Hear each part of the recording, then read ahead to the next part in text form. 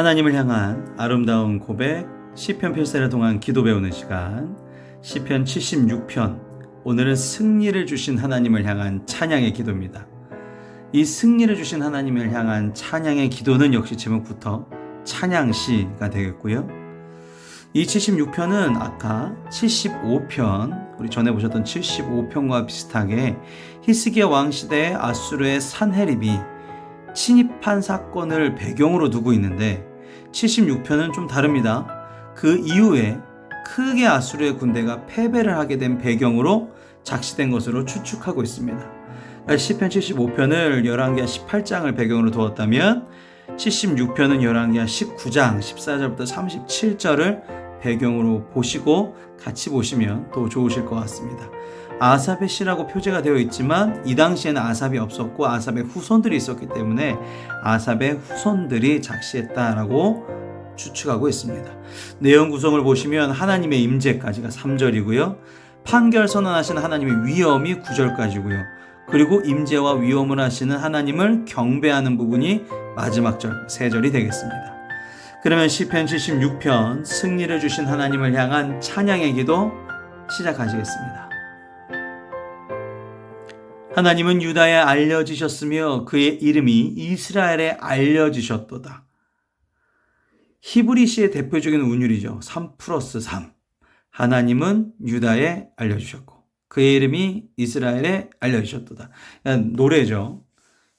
확실히 아삽이 음악대장이었기 때문에 아삽의 후손들도 음악적인 운율을 지키고 있는데요. 이 아수르의 군대를 하룻밤 사이에 이게 괴멸됩니다.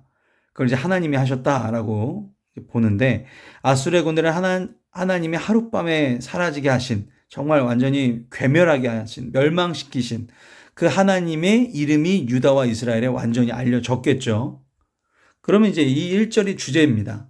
아수르의 군대도 하나님 앞에서는 한순간에 사라질 수 있다. 이게 이제 이 76편의 주제예요. 그의 장막은 살렘에 있으며 그의 초소는 시온에 있도다. 사실 장막이나 초소나 이 살렘이 예루살렘 할 때 살렘, 시온 똑같은 동의어입니다. 그런데 이 똑같이 쓰는 이 문장적 구조를 동의적 대구법이라 그러죠. 이중적으로 강조하기 위해서 이 동의적 대구법으로 쓴 겁니다. 똑같은 말을 반복한 거죠. 그만큼 중요하다. 하나님은 예루살렘, 하나님의 선, 하나님의 그 성 안에 계시다라는 거죠. 거기에서 그가 화살과 방패와 칼의 전쟁을 없이 하셨도다. 화살, 방패, 칼 이거 없이 어떻게 하셨을지? 그러니까 76편과 달리 아수르의 전쟁이 끝난 시기에 이게 지어진 시잖아요. 그러니까 지금 이 순간은 우리가 승리를 만끽하는 거예요. 어떤 승리? 나의 하나님께서 저 세상의 악인들을 다 심판하실 것이다. 이거를 우리가 목격한 순간, 그냥 75편 기도의 응답이 되겠습니다. 그래서 75편의 응답이 바로 76편이라고 보시면 되는데요. 하나님은 화살, 방패, 칼 이런 거 중요하지 않는다. 왜? 우리와 관점, 우리와 가치관 이거보다 훨씬 초월하신 하나님이시라는 거죠. 그런 이제 하나님이 직접 임재하신 부분이 3절까지고요. 드디어 판결을 선언하신 하나님의 위엄을 볼 수 있습니다. 주는 약탈한 산에서, 이 약탈한 산이라는 뜻은요, 아수르가 이 당시에 이 나라 저 나라 막 하면서 물품을 약탈을 엄청 많이 했대요. 그래서 그거를 산처럼 쌓아서 약탈한 산, 즉 아수르보다 더 영화로우시고 존귀하시도다. 당연한 얘기죠. 세상에서 저들이 아무리 악인이고 내가 무서울 게 없다 교만해 보이지만 결국 시간 앞에 무너질 수밖에 없고요. 결국 하나님 앞에 무너질 수밖에 없는 영원하신, 영화로우신, 시간을 초월하신 우리 하나님이라시는 것이죠. 5절입니다. 마음이 가난한 자도 교만한 자도 가진 것을 빼앗기고 잠에 언젠간 빠지고 장사들도 모두 그들에게 도움을 줄 손을 만날 수 없도다. 여기서 이제 장사들은 물론 힘 있는 자를 뜻하긴 하는데 이 단어가 좀 복합되어 있습니다. 뭔가 결핍이 있는 힘 있는 자예요. 뭔가 문제가 있는 힘 있는 자. 그래서 하나님의 심판으로 아무리 장사, 마음이 가난한 교만한 자도 힘 없이 멸망할 것이다 라는 걸 얘기하고 있고요. 야곱의 하나님이여 주께서 꾸짖으심에 병거와 말이 다 깊이 잠들었나이다. 병거와 말은 군대의 가장 큰 무기 중에 하나죠. 이게 몇 필이냐에 따라서 군대 규모가 정해지는데 하나님께서 선택하신 당신의 백성들. 그래서 야곱의 하나님이라는 뜻을 썼죠.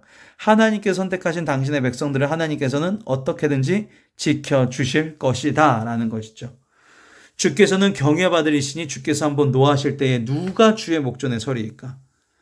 하나님의 분노 앞에서는 맞설 수도 없고 그냥 필경, 무조건 멸망할 수밖에 없는 거죠.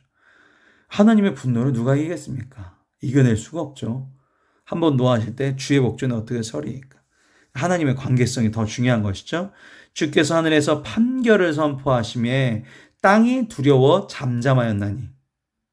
하나님이 하늘에서, 그러니까 이 땅에서 심판은요 여러 가지 상황에 좌우됩니다. 막 그 당시에 매스컴의 영향이라든지 막 갑자기 형량을 세게 때리고요, 뉴스에 막 보도가 많이 되면, 혹은 뭐 그 사람의 여러 가지 상황, 조건에 따라서 판결이 달라지거든요, 세상의 법정은. 하지만 공의로우신 하나님께서는 이 모든 걸 초월하시고 전능성, 다시 말해 다 알고 계신 하나님께서 그것을 기초로 심판하시니까 악인들은 무서울 수밖에 없는 거예요. 두려워서 정말 떨 수밖에 없는 것이죠. 마지막 부분은 이 하나님을 향한 경배가 나오겠습니다.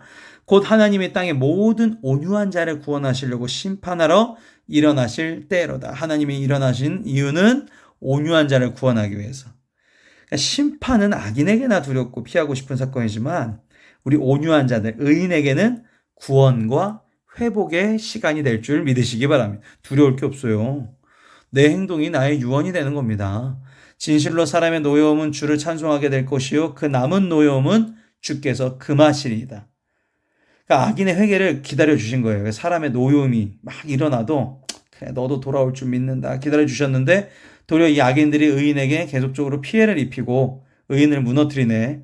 그러니까 어떻게 된 거죠? 이제는 죄를 심판해서 그 남은 노여움은 의인에게 표출 못하게 아예 심판하셔서 악행을 금하게 하셨다라는 것이죠. 너희는 여호와 너희 하나님께 서원하고 갚아라. 사방에 있는 모든 사람들도 마땅히 경외할 이에게 예물을 드릴지어다. 마땅히 두려워해야 되고 경외해야 할 존재를 하나님, 그 하나님께 헌신해라. 예물을 드려라.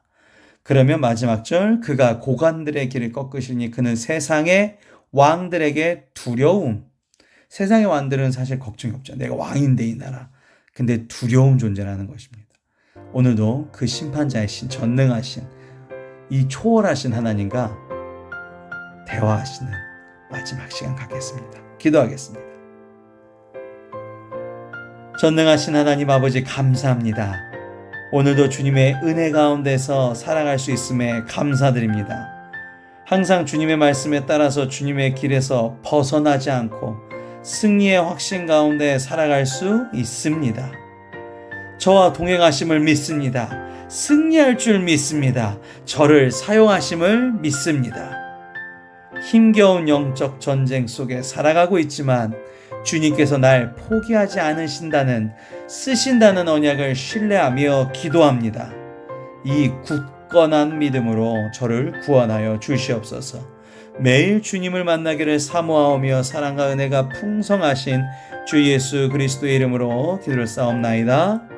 아멘.